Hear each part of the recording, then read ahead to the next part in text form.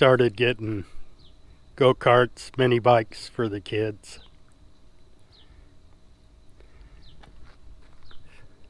So I kind of thought I needed a mini bike too.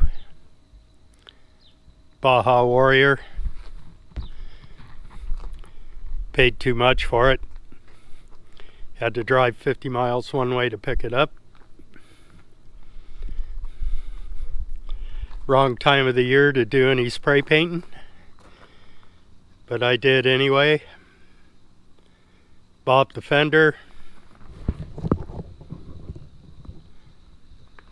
put a Predator motor in it, pretty much stock, straight pipe,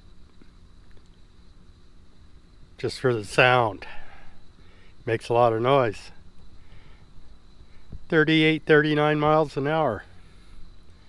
Not too bad.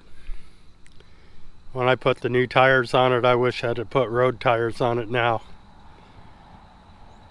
Too high geared for the backyard or the orchards.